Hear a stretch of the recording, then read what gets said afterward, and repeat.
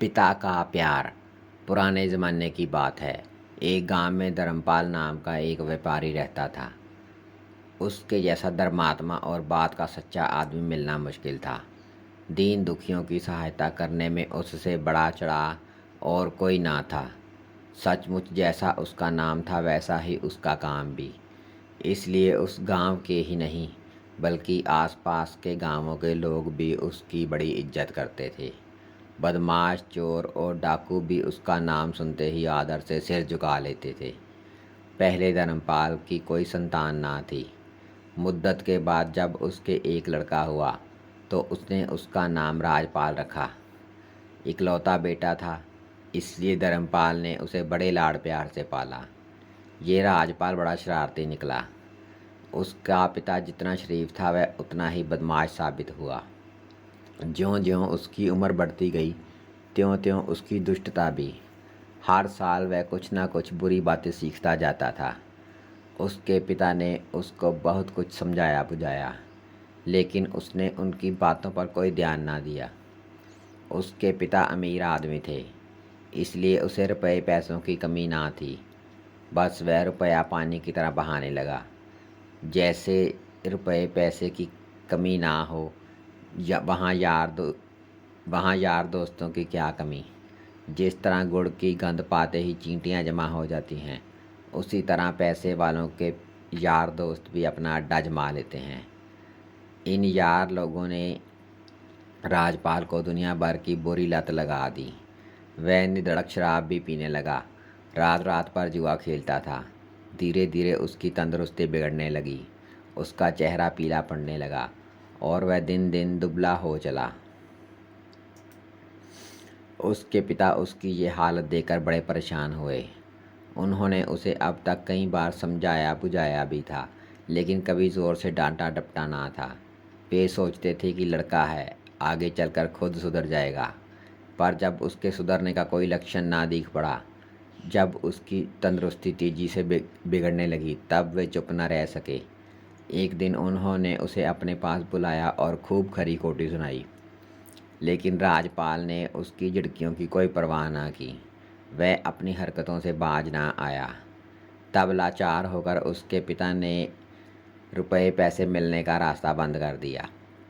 उन्होंने ऐसा इंतजाम किया जिससे एक कानी कौड़ी भी उसके हाथ ना लगे। अब राजपाल के दिन बड़ी मुश्किल से कटने लगे। जब यारों ने देखा कि उसके पास रुपए पैसे नहीं हैं, तो वे उससे कतराने लगे। यहाँ तक कि कुछ ही दिनों में राजपाल को उसके सब दोस्तों ने छोड़ दिया। वह बिल्कुल अकेला पड़ गया। जब बाजार से घूम फिर कर घर आता तो पिता की झिड़कियाँ सुननी पड़ती। आखिर उसका जीना दुभर हो गया। एक रात सबकी आंख बचाकर वह घर से भाग निकला। सवेरे जब धर्मपाल उठा तो देखता क्या है कि लड़का लापता है। वह बहुत दुखी हुआ। उसके हृदय को बहुत चोट पहुंची। फिर भी पिता के प्यार कैसे छूटता। उसने अपने नौकरों को बुलाया और उन्हें बहुत सारा रुपया देकर कहा, देखो राजपाल घर से भाग गया है। तुम लोग उसका पता लगाकर चुपचाप उसके पीछे हो जाओ। तुम देखते रहो कि किसी चीज़ की कमी या किसी तरह की तकलीफ़ ना हो। नौकरों ने राजपाल का पता लगा लिया और उसके पीछे हो लिए। राजपाल चलते चलते एक गांव में पहुंचा। उसे बड़े जोर की भूख लगी हुई थी, लेकिन उसके पास कानी कौड़ी भी ना थी। खाली जेबें थी उसकी। वह अब क्या करे। उसके सामने ही मिठाई की एक दुकान थी। मिठाइयाँ देखकर उसके मुंह में पानी भर आया। उसने जाकर दुकानदार से पूछा, क्यों भाई, क्या थोड़ी सी मिठाई मुझे दोगे? हाँ हाँ दूंगा, क्यों नहीं, आओ जितनी चाहो खा लो, दुकानदार ने कहा। पर मेरे पास तो एक कानी कौड़ी भी नहीं, राजपाल ने जवाब दिया। कुछ परवाह नहीं, पैसे तुमसे मांगता कौन है? यह कहकर दुकानदार ने एक बड़े प्रेम से मिठाइयों की थोड़ी थोड़ी हिस्सा उसको दिया। राजपाल ने भर पेट मिठाई खाई, फिर दुकानदार को धन्यवाद देकर चलता बना। असल में वह दुकान धर्मपाल के नौकरों की थी। उन्होंने जब देखा कि राजपाल भूख से बेहाल है तो उन्होंने सामने ही एक मिठाई की दुकान खोल ली थी। दोपहर होते राजपाल एक नदी के किनारे पहुंचा। नदी लबालब भरी हुई थी। राजपाल वह नदी पार होना चाहता था, लेकिन पार हो तो कैसे। इतने में उस पार से एक नाव आ गई। नाव के मल्लाहों ने राजपाल को देखकर कहा, आओ हम तुम्हें पार उतार दें। पर मेरे पास तो फूटी कौड़ी भी नहीं है, राजपाल ने कहा। कोई हर्ज नहीं, हम तुमसे पैसा नहीं मांगते, उन्होंने कहा और राजपाल को पार उतार दिया। राजपाल ने उनको धन्यवाद दिया और अपनी राह ली। ये मल्लाह भी धर्मपाल के नौकर ही थे।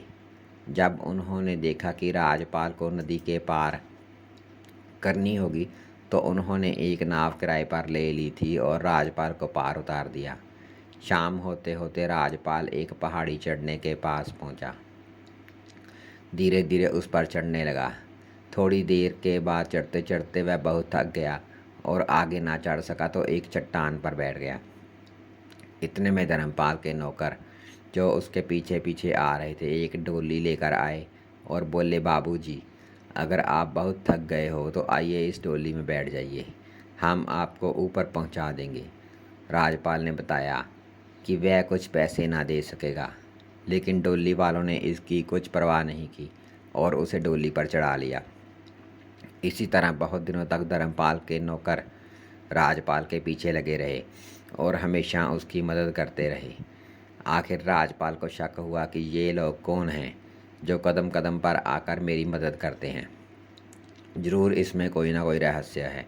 ये सोचकर उसने एक बार अपनी मदद करने वालों से पूछा कि आप लोग कौन हैं और क्यों बार बार मेरी मदद करते हैं। तब नौकरों ने कहा, हम लोग आपके पिताजी के नौकर हैं। आपको प्रदेश में कोई तकलीफ़ ना हो, इस ख्याल से उन्होंने हमें आपके पीछे भेज दिया है। नौकरों की ये बातें सुनते ही राजपाल बहुत पछताया। उसे बहुत अफसोस हुआ और उसने अपनी चाल चलन सुधारने का दृढ़ निश्चय कर लिया। वह नौकरों के साथ तुरंत घर लौटा, पर घर पर पहुंचते ही वह पिता के पैरों में पड़ गया और माफ़ी मांगी। उसने कहा, पिताजी, मुझे माफ़ कीजिए, मैंने आज तक बहुत शरारतें की। आगे से आपका सच्चा सपूत बनूंगा। अपने इकलौते बेटे को राह पर आते देख धर्मपाल भी फूले ना समाये। उन्होंने उसे उठाकर बड़े प्यार से गले लगा लिया।